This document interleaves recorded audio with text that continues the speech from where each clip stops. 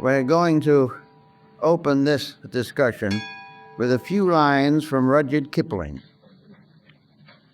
We had a teapot and let it leak. Not repairing made it worse. Now we've had no tea for a week, and the bottom's out of the universe. This is more or less the subject of our discussion. What's happened to the bottom of the universe? Always down through history, minorities have ruled. And today, probably 10% of mankind, maybe less, is administering the other 90%, very seldom having any direct contact with the needs and problems of that vast majority. Therefore, at this time, it is about the proper moment to remind everyone that the greatest of all the world's potential resources is the human being himself. We are the one important factor in the survival of our way of life. We are also, to a large degree, important for the survival of anything else on the earth, and perhaps for the earth itself. And yet this tremendous common sense majority has little or nothing to say about the causes and procedures of our civilization. We are completely controlled by a small group of professionals. Now, these professionals are not necessarily evil.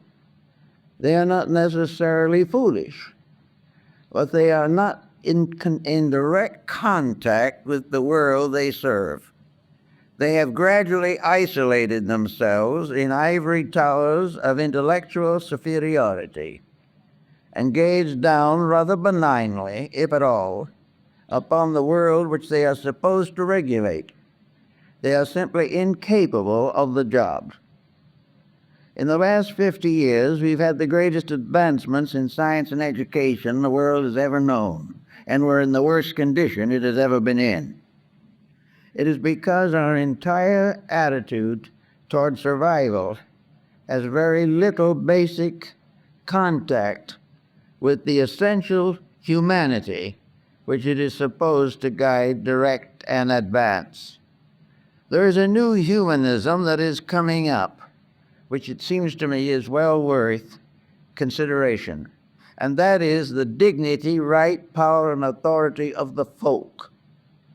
The folk is the great mass of people, and in its own natural environment and with reasonable consideration, this folk is nearly always right.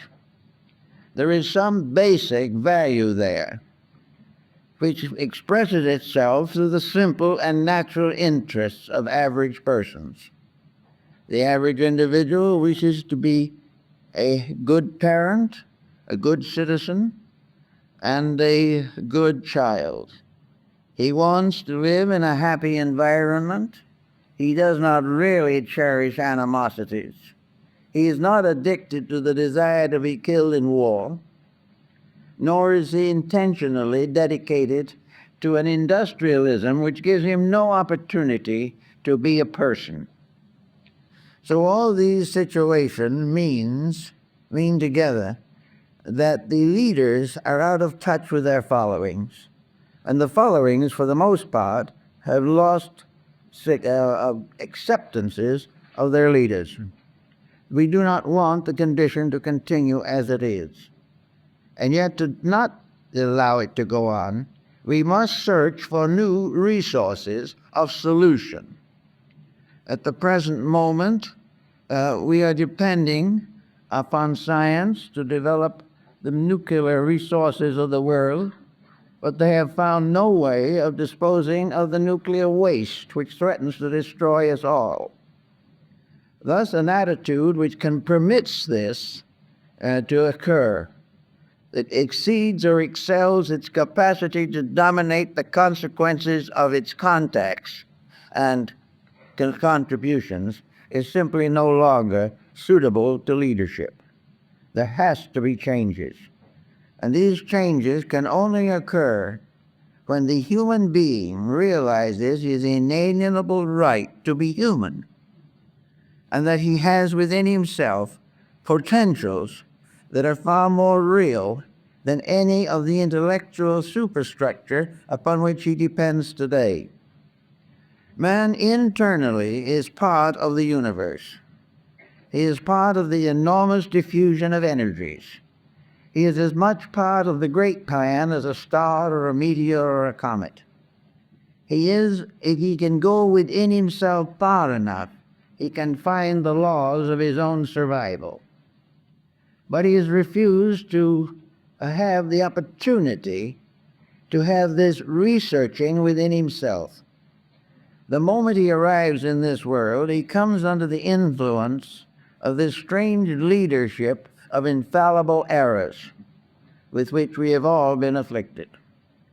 He goes to school, but he is not taught to think. He is not taught to use his own resources. He is told to accept, to read the textbook and come to the same answer. If he does not come to that answer, he will not graduate. And if he will not graduate or does not graduate from school, then he cannot enter the institutions of higher learning. And if he doesn't enter those and become proficient in the beliefs that they hold and become a willing perpetuator of the status quo, if he will not do all these things, he is an outcast. He is then regarded as simply being a mediocre person wandering around in vagaries. This type of situation is getting to be a little too difficult. We are all sympathetic as we see these great monuments rise to human ingenuity. We realize how young people can become utterly fascinated with computers, how they can also become entranced with the possibility of making a trip someday to the moon. These things are tremendous inducements and are passed off constantly as indications of progress. But no one is paying any attention to the sewerage. Out of these predicaments that we are passing through is a vast byproduct of waste, a byproduct of danger, of war, a byproduct of epidemical diseases, of disturbance of Earth's balance, of disruption of crops. All these things are the results of unthought out programs in which no one is interested in doing anything except landing on the planet somewhere else, and has no time or thought to take care of the planet that we live on today. Now, it's very hard to convince people that we should be more thoughtful in these matters. But as a press report after other, many of them, show the difficulties and the dangers of all these situations brought home to us almost every day. Something should be done. But the great remote body of the approved professionals does not pay any attention to these rumors at all. They arise from the unenlightened, whereas those have special privileges and special educational dedications go right on adding to the mess. So out of it, I think we have to find out where we stand in relation to ourselves. We have been given a terrible inferiority complex. The average individual bows hopelessly and helplessly before the wisdom of the elect. He is afraid to express himself because he will open his environment to ridicule. He is not sure of himself because he has been talked down from the time he was old enough to read and write. He is therefore in a confused state and has forgotten that of all the devices that man has developed, he will never develop one as important as that which was bestowed upon him by nature himself. This is the burden that we have to study more and more carefully these days. If we are looking for solutions to problems, There is no use looking where problems are being made and never solved. If we want to find out how to survive, we must gradually discover what is threatening our survival and do what we can to correct it. Somewhere within the individual, if he digs deeply into himself, there is a mysterious faculty that perhaps we can call common sense. It is in likelihood the basic qualities of mind. It is that intellection which has been given to all of us by a power greater than ourselves. The mind is an instrument to be used, not to be abused. Its uses must always solve something. Its abuses must always tear down something.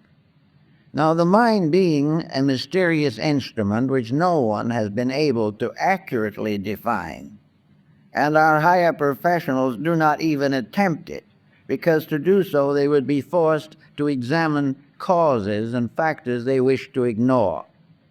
But the mind remains as the one saving hope in this particular emergency. Somewhere within each individual is a kind of solutional power which should be cultivated instead of inhibited.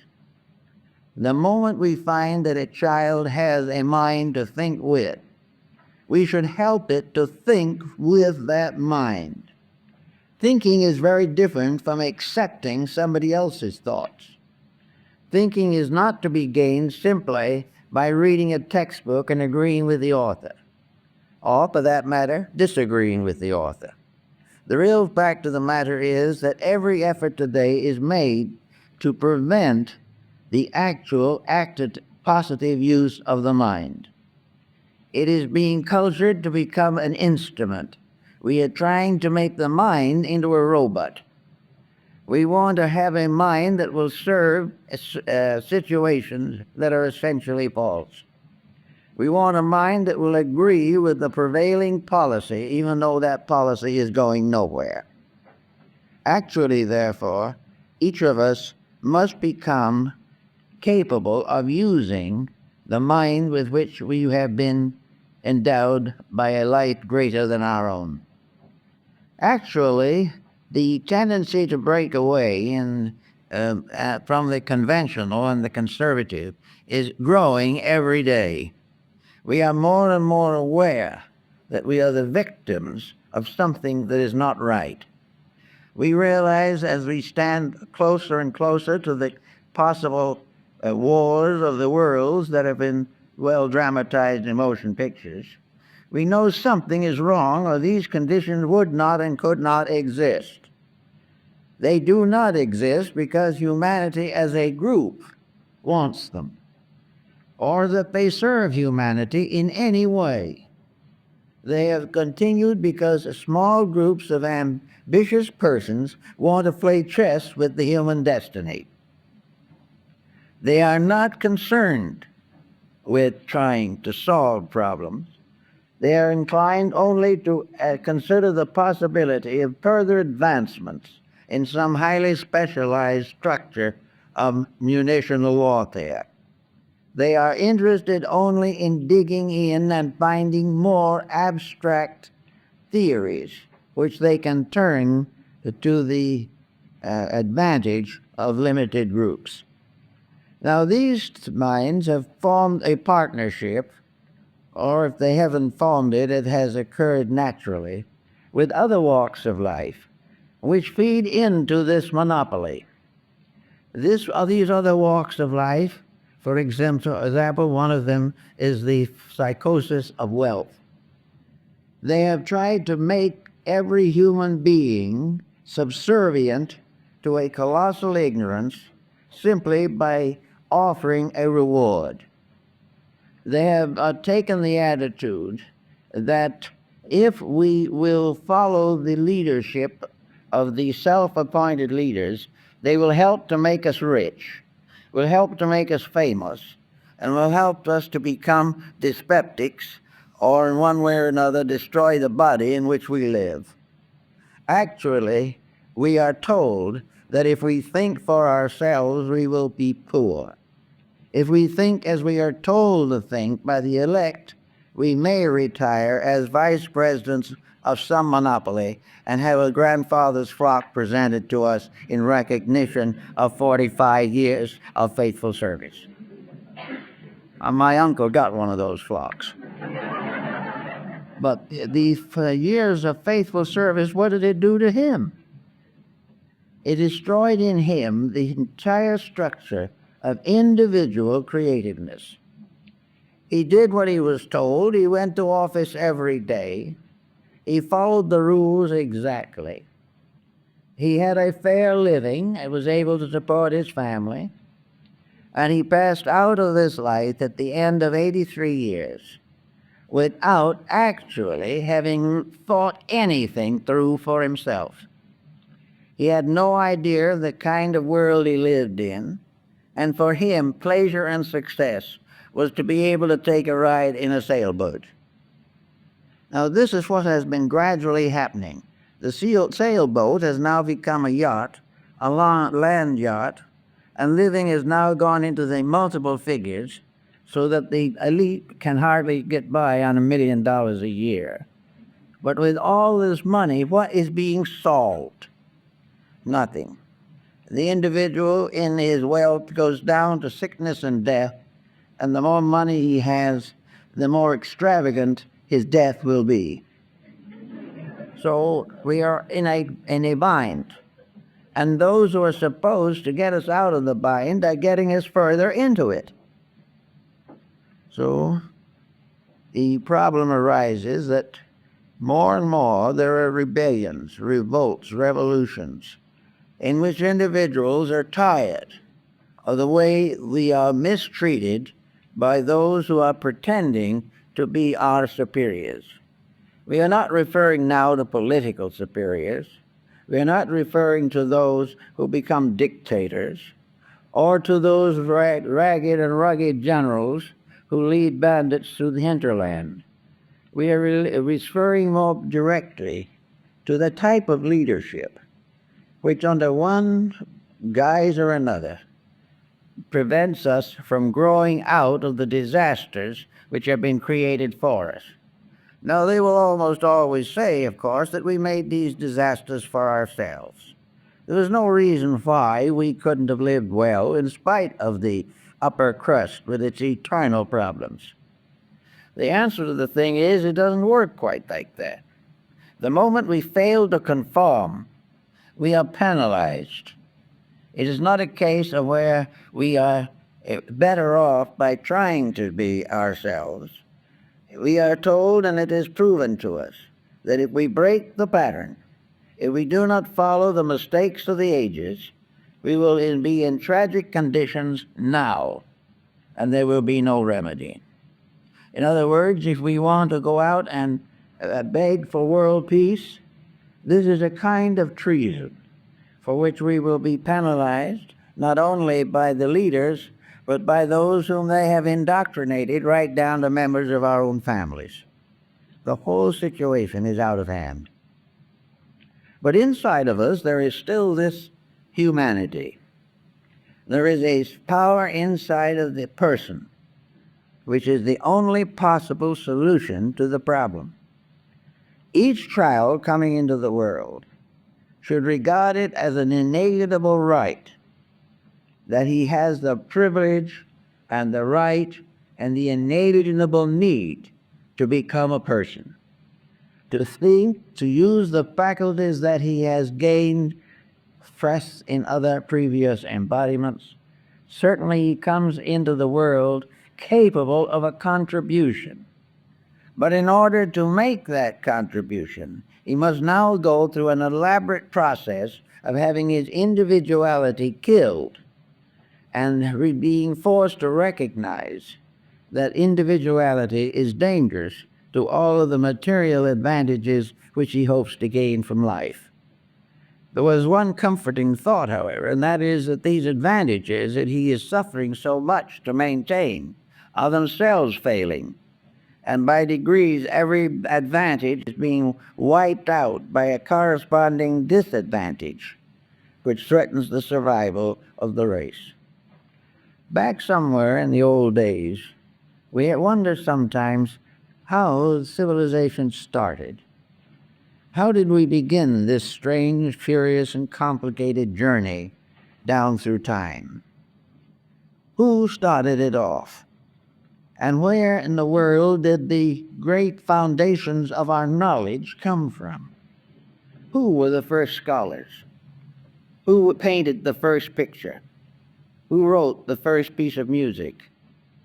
Who was the first to find means of healing the sick or of creating a code of laws for the benefit of humanity? We're not quite sure, but we know that these things did not come from some privileged overclass. They came through the recognition of the necessities of survival. When Hammurabi created the Great Code of Babylon, which was to become the basis of every moral and ethical code that ever followed, he was not able to simply copy it from something earlier. It came out of the ordinary practices of the day. He lived in a world as we live in it, much more restricted, but still there were the token symbols of everything that was going to come. So he found out that people shotted their goods, that they cheated each other, that when they built a house, they did not put in the materials they had promised. When they said they would do something, they did not keep their word. When no one was looking, they stole something. When someone else was not looking, somebody stole the man's wife. All the way along, there were injustices. So to meet the injustice, Hammurabi created a code of ethics. He said very simply, if you stole, you have to put it back and be punished. If the house doesn't stand up, the man who built it will be penalized, and if he does not make a good correction, we'll toss him in prison. Little by little, these common errors were smoked out, not because some one individual was greatly concerned in solving the problems, but because most people couldn't live with the problems until something was done about them. In the Spartan system, Lycurgus became a very prominent figure. He found that the Spartans were rich and powerful and given to luxury, that they were now trotting about as though they owned the earth, that their morals were getting worse as their prosperity grew greater. So he decided to put the whole thing back into its old pattern, the way it was. And he created a system so strict in Sparta that he cut crime down to virtually nothing. And it was very simple. When difficulties arose, they were looked over carefully, and whoever was blamed had the book thrown at him. Probably a rock at that time. And he was punished properly. He couldn't hire a lawyer to get out of it. He couldn't talk himself out of it. He had to face the consequence of his own actions.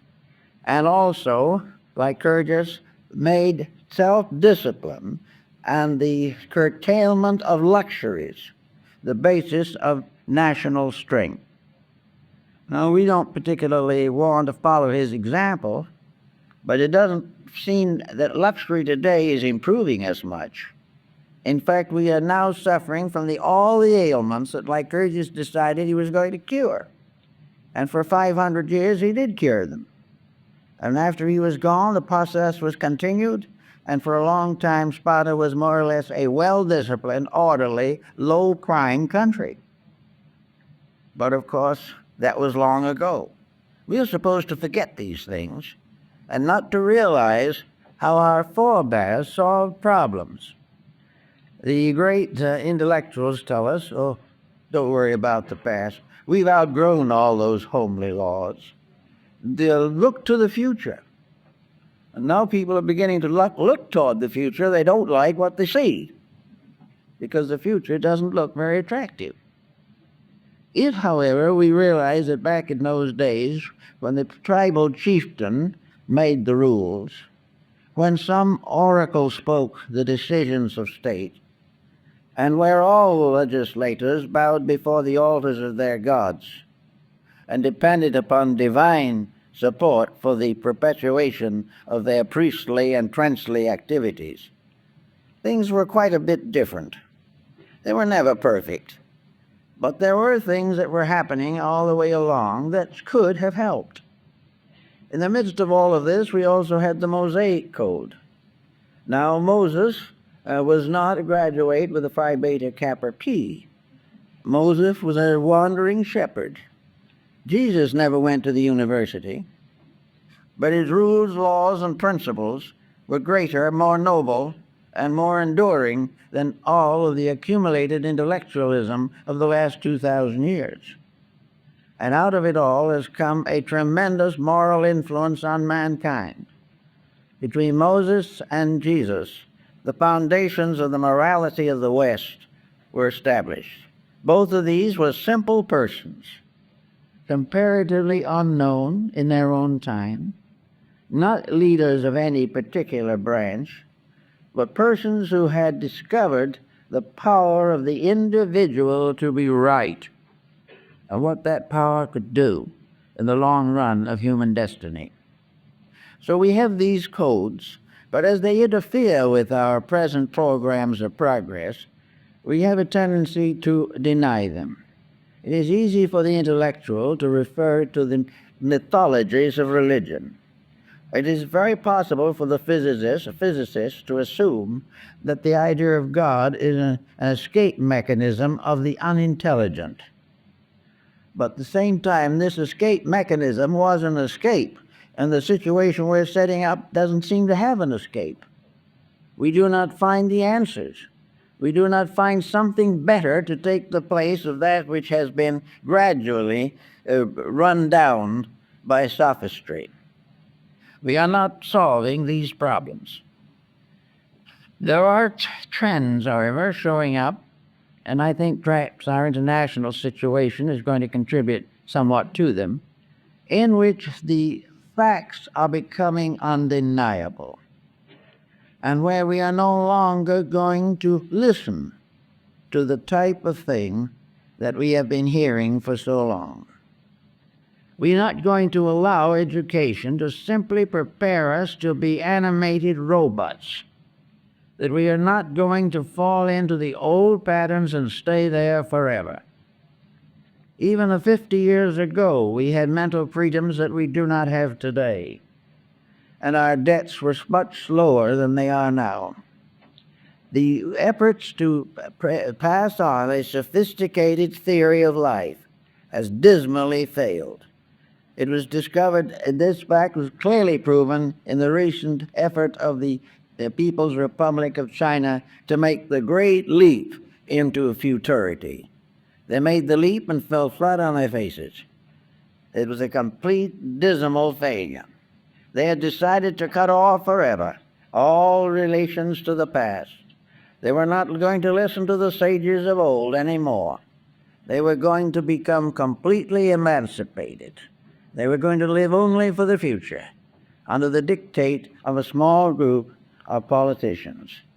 The thing was so tragic that it will probably never be repeated again, because no one will have the nerve to go through it. And so, in the end of the great leap into future, Confucius returned and became one of the most powerful forces in the development of modern Chinese communist policy.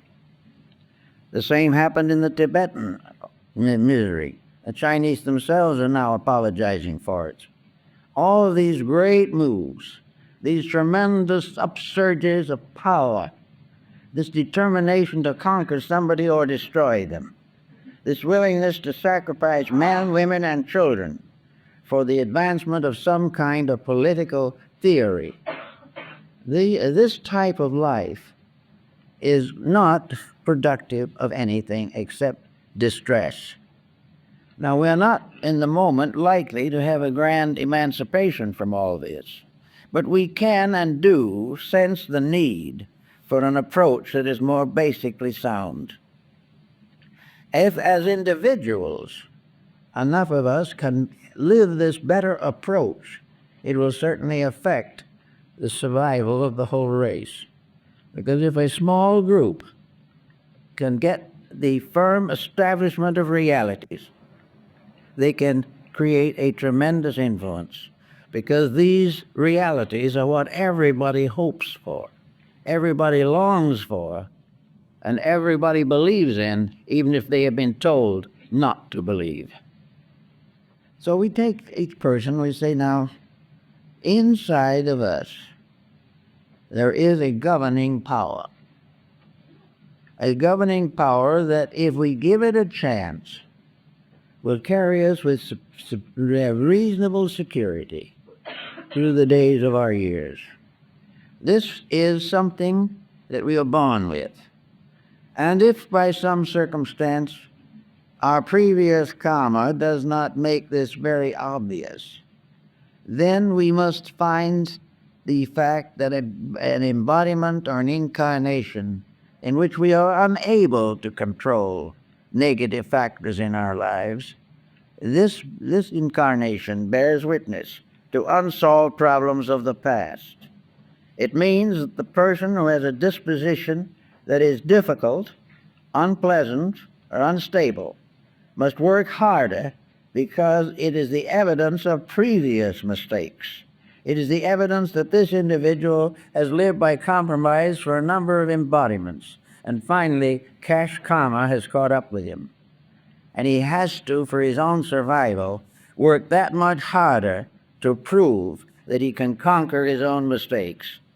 He did not conquer them in the past, so they now appear sometimes as though unreasonable and unjust. But he must face them. Normally speaking, however, wherever a person is faced with a problem, a natural problem, he is also inwardly aware of the natural solution. He may not want that solution, he probably doesn't, but it's there. If this person is properly trained in childhood, then we may hope for better things. But the new generation, if it is not to be created into a team of robots, will have to start early to become aware of its own self-individuation. So in childhood, in early childhood, the child must receive the inspiration of constructive thought. We must all learn, whether we want to or not, that the little despotisms on this planet have no permanent significance. The mistakes that we are making are just evidences of failure, and they will never win, and the wrong views will never succeed. That the actual problem will always be the same. Truth must survive and must finally conquer all forms of untruth, must ultimately become the basis of an enduring way of life. Nearly all nations were created by an effort to escape from the tyranny of some preceding power.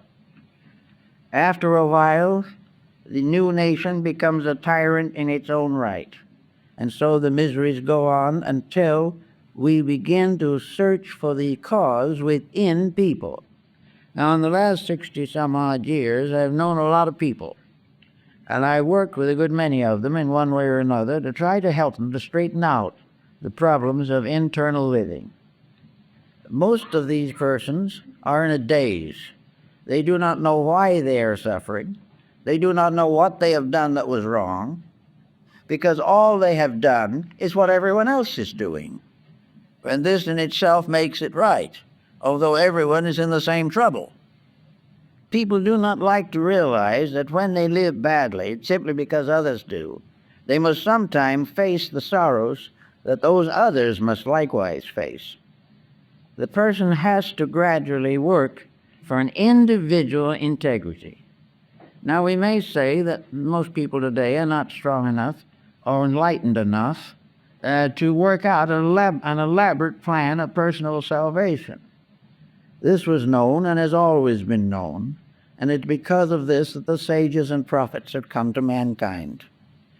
The most important thing for the individual, whether he be an electronic physicist, whether he be an astronaut in space, or whether he be down on Earth building a house or working in a store, each individual must realize that regardless of anything, nature's rules will not be broken.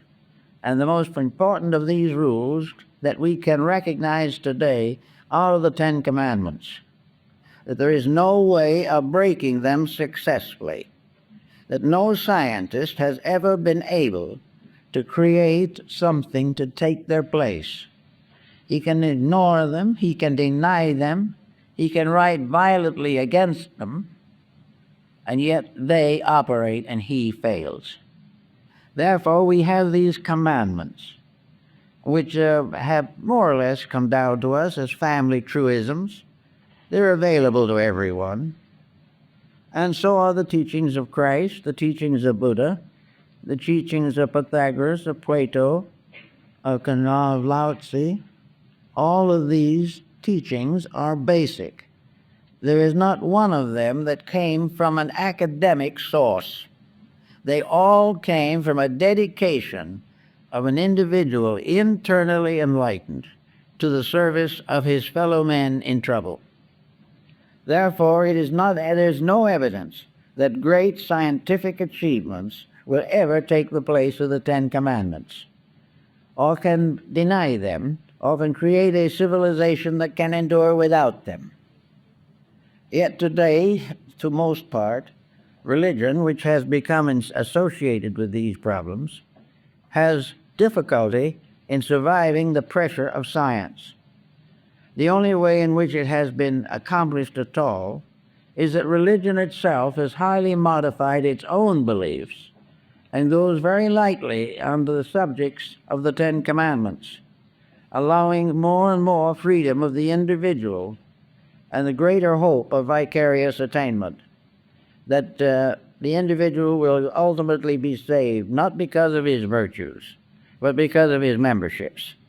As long as this continues, we're not going to have much progress in that field, but the great intellectual group is well satisfied. Now, with the problem of trying to find out what to do, we find people, I've found them with very strange complexes as to what to do. One will tell you, yes, I do believe in the Ten Commandments. I believe in the Sermon on the Mount. I believe in the teachings of these great people. And I'd like to live them, but if I live them, I'm likely to be poor. That's bad. Instead of worrying about being poor in spirit, they are worried about being poor in worldly goods. So we do the best we can considering the situations in which we find ourselves. Now, there are problems that you have to face in these fields, and where life has become a series of accepted responsibilities, these cannot be ignored.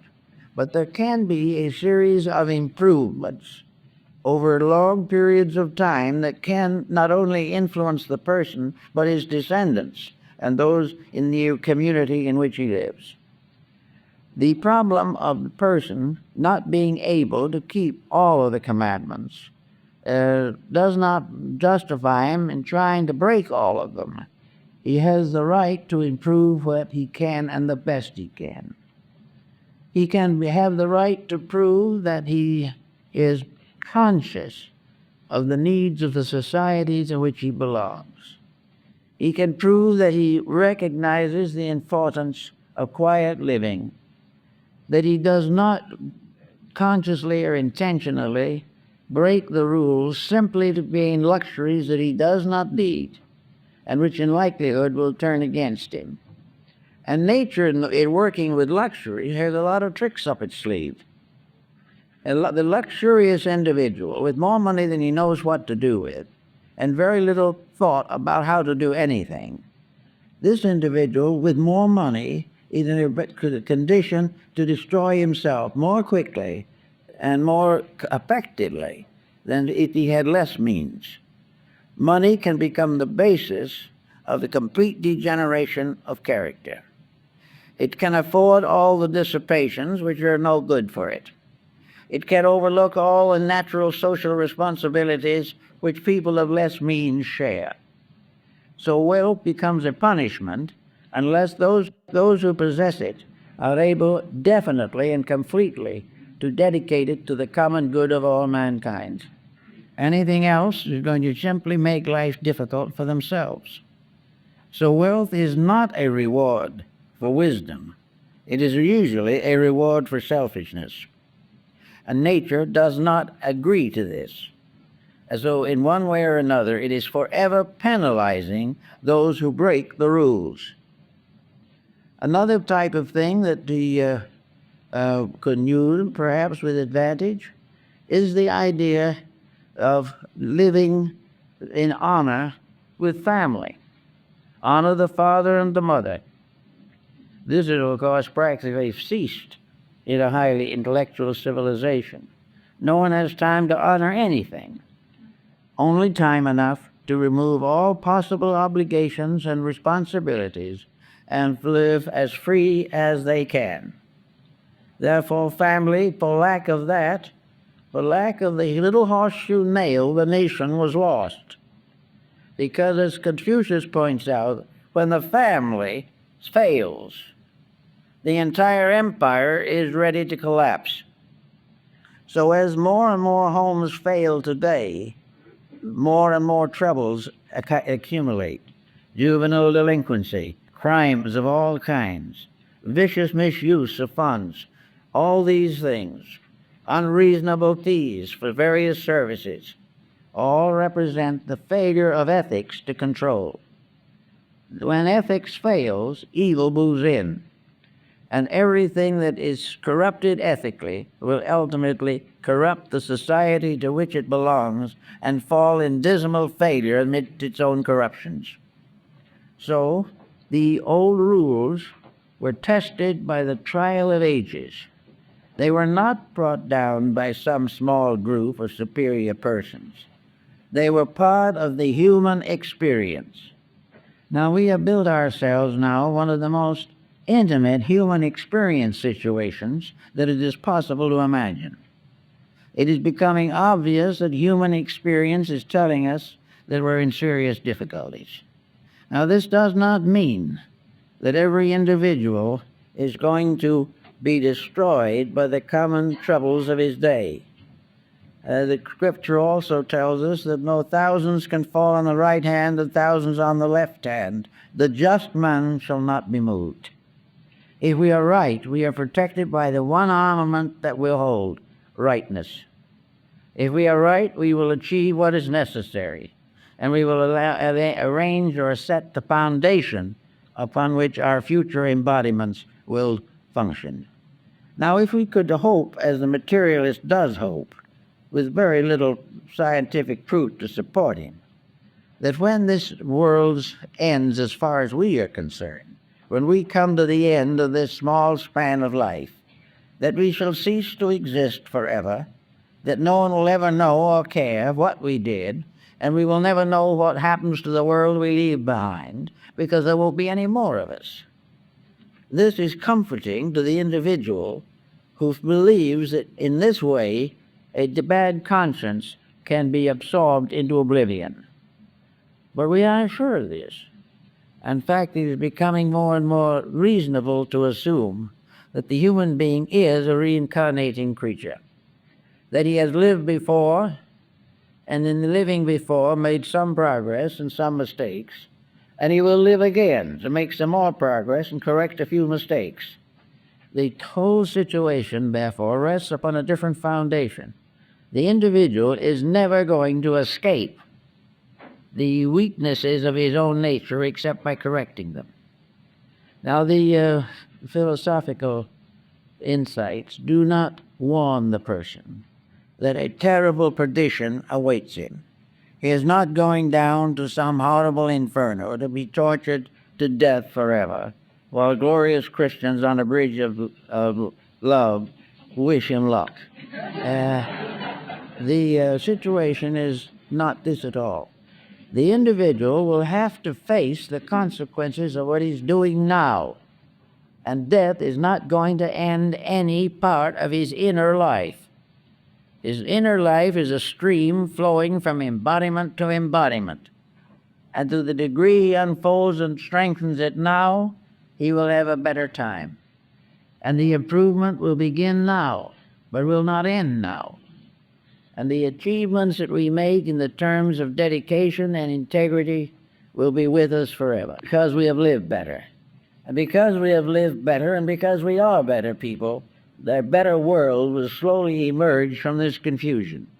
A world which depends for its survival not upon scientific judging of natural laws, but upon the integrities of people coming into birth with a firm resolution to get along with each other. Every form of intemperance, of intolerance, must be corrected in the individual.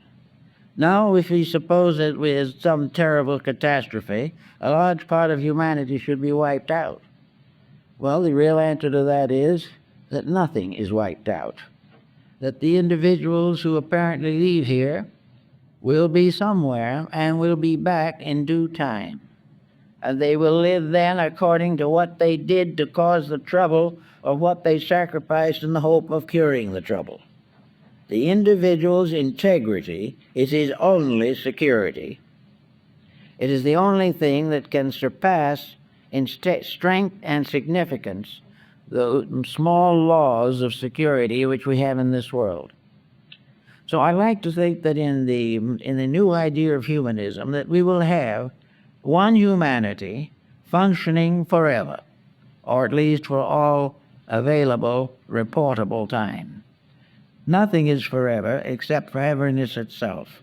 But for ages to come, humanity can be a great unfolding motion through space, in which a divine creation, gradually becoming inwardly enlightened, can build for itself a future in harmony with the will of God. These things can happen, but we have to use whatever means we have to make them happen.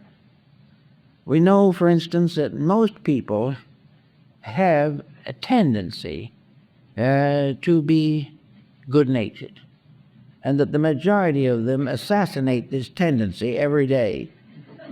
They do something that is not pleasant, not kindly, not charitable.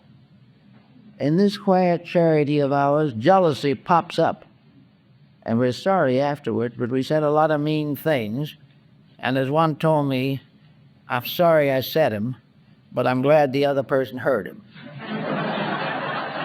Used as what might be termed the true Christian spirit. Then somebody else doesn't approve of something. Someone always disapproves of things we do. We have the wrong job. We wear the wrong clothes. We go to the wrong church. And somebody has to save us from this deadliness of our own inadequacy. So someone who doesn't know a thing about it will become a violent reformer.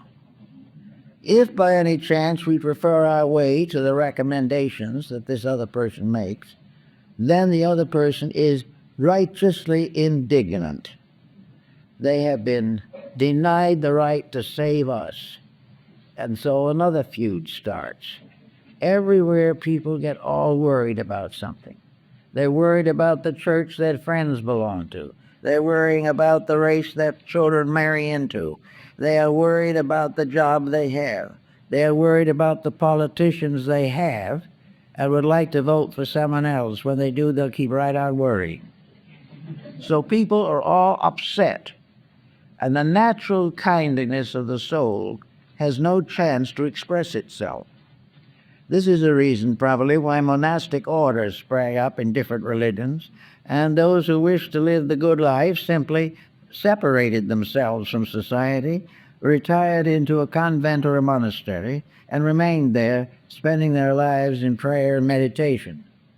This sounded as though it might be a pretty good idea, but it was actually a failure, for the simple reason that these people gradually became useless.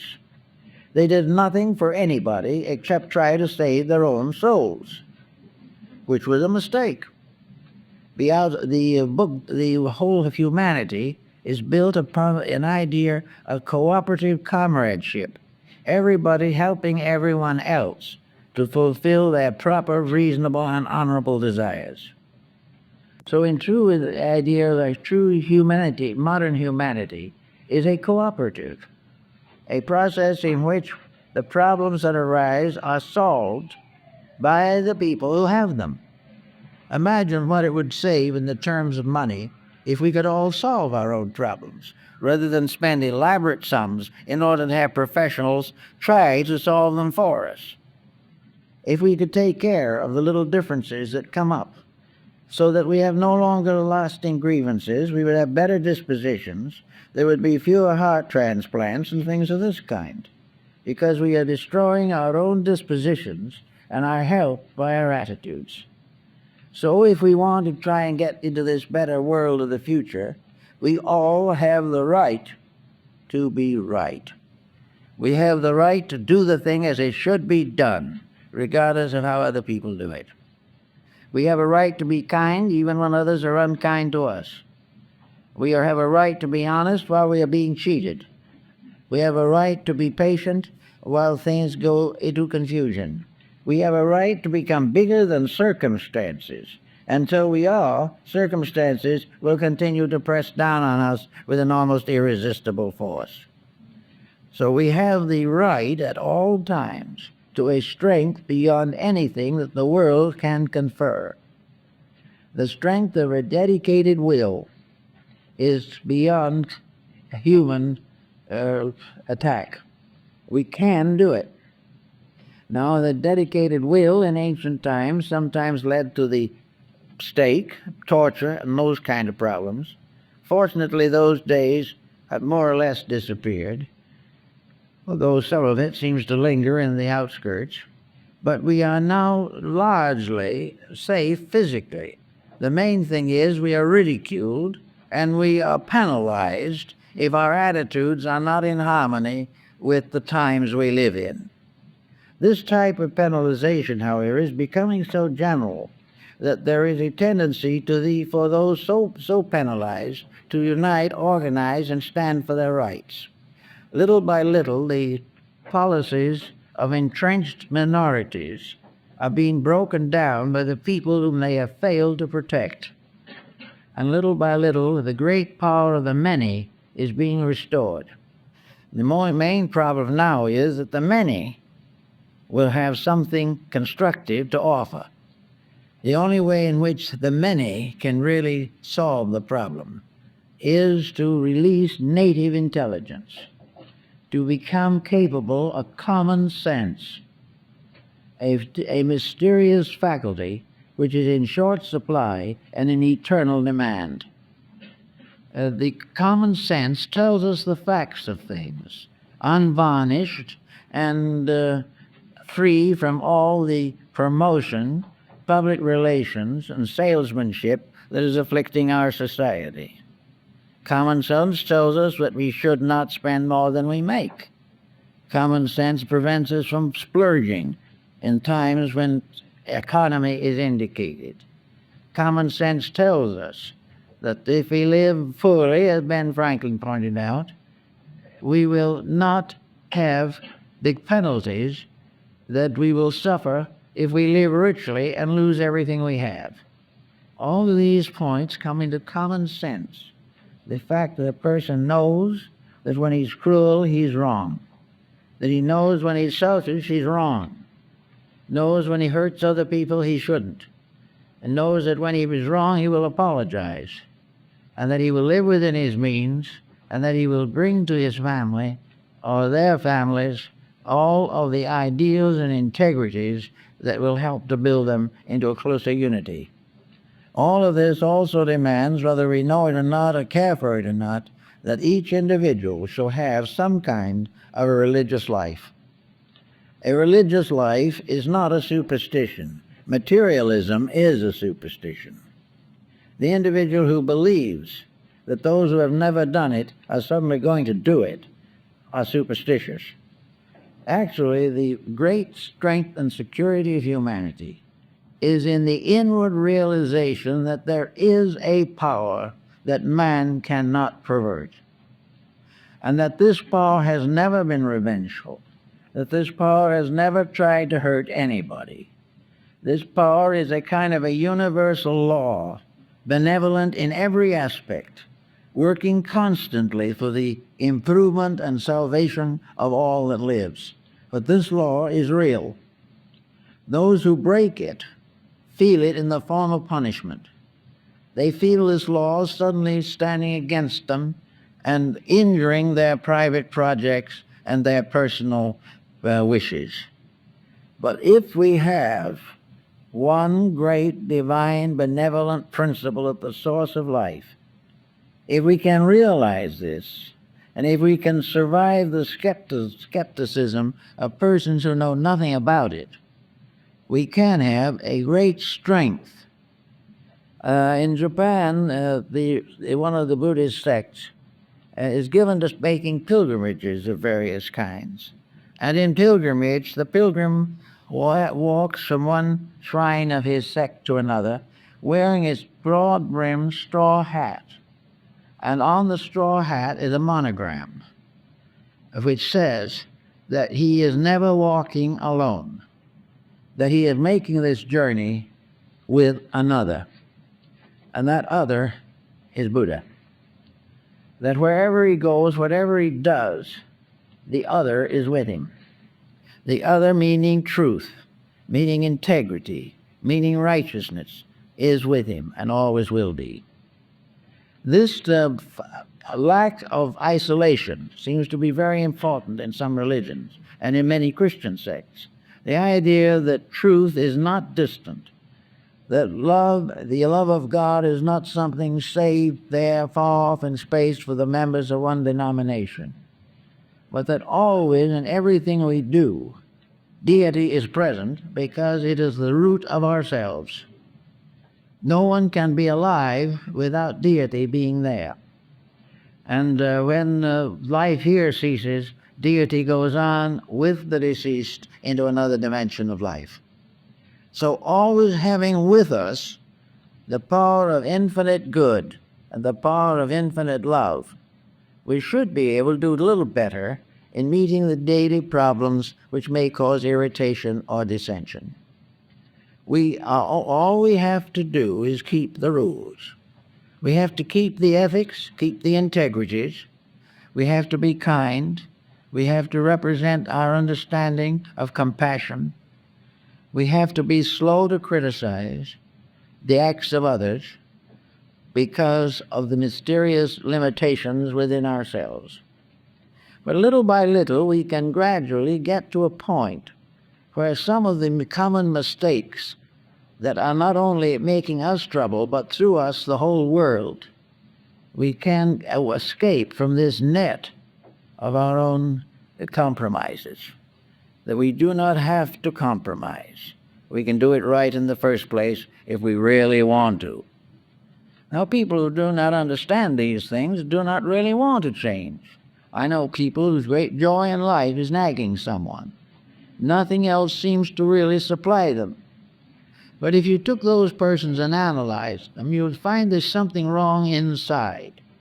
And here psychology comes into the situation, but mostly in a half-baked manner.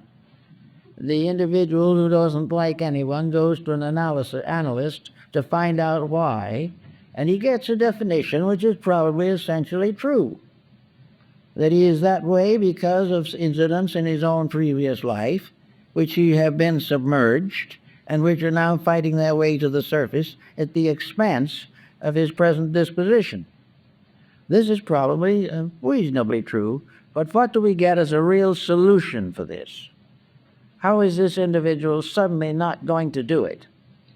The idea is that if he finds out the cause, he will correct it himself. This is optimism. He generally doesn't do anything of the kind. He finally has an excuse for his present condition, and he works it for all it's worth. This I've seen happen many, many times. But theoretically, a person with problems has to face problems. Sometimes he discovers his memory is a very useful thing. One of the things we are warned about by materialists is that we shouldn't trust memory unless it has been schooled at Harvard. But at the same time, If we don't trust memory, we're going to miss a number of things.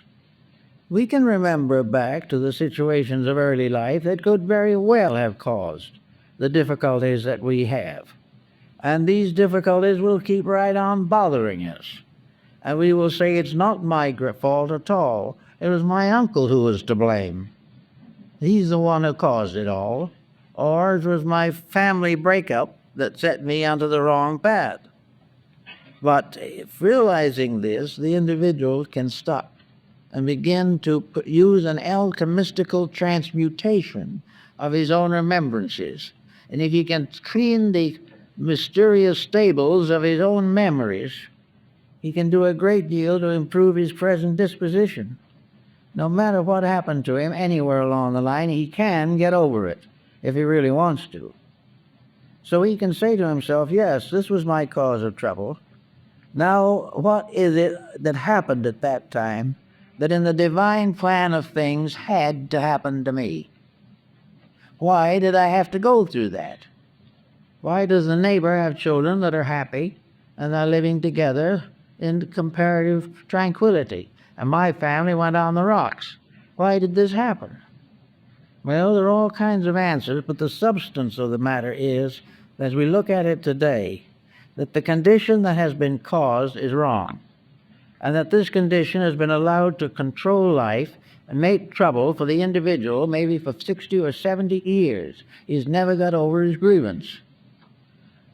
He was here to get over the grievance, and philosophy, religion, science should teach him that there is a grievance to be recovered from, and that it is only his own integrity that will do it.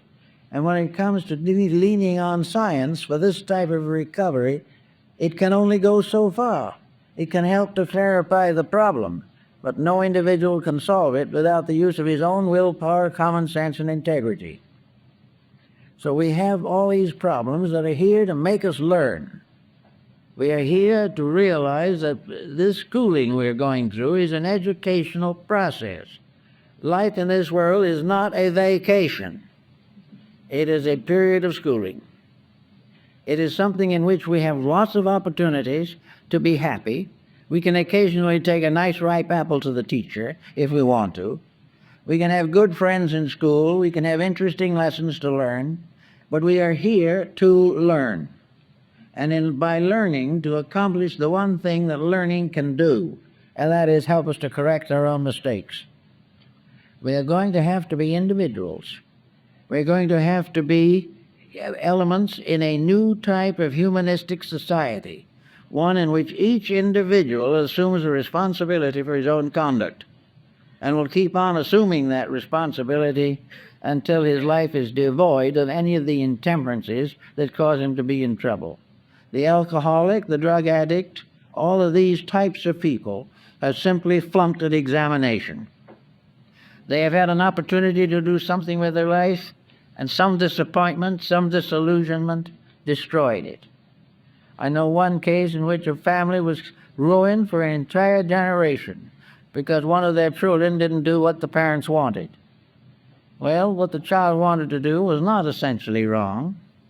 He simply wished to have an opportunity to think for himself, and the family decided that if he did not think their way, he was a heretic. So they consequently took him, threw him out of the house, and that man did not see his parents for 30 years, simply because he did not want to think their way. And what he wanted to think was not in any way wrong. It was simply the right to live his own life as constructively as possible, whereas the parental viewpoint was that he could never live a constructive life without complete obedience to the instruction of his ancestors. All of these problems come back time and time again. And as they all go along, one way or another, they cause a certain obscuration that is rather important. At a time when the whole world is in trouble, where no one seems to be quite certain what should happen next, why is it not possible for the private citizen to at least gain certain securities from world conditions? If we really understand life, we can learn from this situation we can gain new strength for proper integrities. If we have been a little intolerant in our religion, we can look around and see today what happens with intolerance in religion, what it is doing to millions of people who are murdering each other in the name of divine love. If we want to know what's wrong with our economic system, we can find out. We can see how a complete addiction to the profit concept with no consideration for values or for moralities or ethics, that money being the only suitable reward for anything, we are all moving inevitably towards bankruptcy. This we can see, and we take what little funds we have and use them wisely, kindly, and graciously, and not in a desperate effort to make more from them than they are worth. And the same is true of health. Our health problems are largely controlled from within ourselves. Most ailments begin through a corruption of natural law. Something goes amiss, we do nothing about it. We keep on breaking the rules until finally the body gives up in despair. A good disposition is invaluable to the health of the body. The nagger, the critic, the individual constantly on the ragged edge of unhappiness or antagonism, was bound to suffer physically as a result. In many cases, the mental breakdowns of advancing years are simply due to the fact that the individual never used his mind properly when he had it in full supply. Everything has to work out. We have to get the things that are needed, and we have to do them. So our courts of law are buried in cases, most of which are in one way or another a monument to ulterior motives. Hospitals are bulging with patients who are paying exorbitant fees for failure to have used common sense in the first place. All our industries are in trouble. Competition is destroying one corporation after another, and the great struggle to control goes on. And the great leaders of our lives, the great educators, do nothing about this. They keep right on in the laboratory, trying to decide what is smaller than a gnat on a gnat's back. We are told that if we can merely get into communication with the Milky Way, it's going to be pretty big stuff. But actually, in the meantime, the Earth is neglected. We are gradually failing in most scientific projects to recognize the importance of sewerage. We have to have some way to get rid of what we don't want. Now, when it's mental and emotional sewerage, we have trouble with it in ourselves. It causes all kinds of stoppages and all kinds of ailments. And the individual's digestion, ruined by his disposition, continues to damage his health. While we are building the great skyscrapers and we are building the great neutron machineries, we are forgetting what to do with the nuclear waste. No one is even thinking of stopping doing it. We're polluting everything in sight. We don't know where to go next. We are liable to fill the ocean up one of these days. Then we put it in tin cans and put it in the bottom of the ocean, knowing that in a certain number of years the tin cans will disintegrate and they'll all come out. And they call the people who think these things this way pretty big people, really great minds. And we honor them and build statues for them on the campuses. These people just do not function right. And we've got to overcome this before we can really function correctly. Now, we're going to leave the world, not in the not too distant future, most of us, and it's not going to be all just up to us to live in the new world that's to come. We may come back to it. But the main problem is to try to make a reasonable improvement of ourselves so that we will not waste the 80 years, or whatever it is, that have been allotted to us in this world. The only successful solution is that we will leave this world a little wiser and a little better than when we came in. If this achievement is not there, then the real purpose and embodiment has not been achieved. We've got to try constantly to leave this world better ourselves and leave behind us a better world than the one we came into. Now, this is against political ambitions. It is against all this great power play that we are living with. And we look around us. How about the simple process of taking some of this vast amount of money that we are spending in all kinds of weird projects and seeing if we can't, instead of putting a man on Mars, make life safe for a man on Earth? Why can't we begin to use our research facilities to clean up our own dirt? Why should we spend all our time wandering about in space where we're having nothing but trouble here?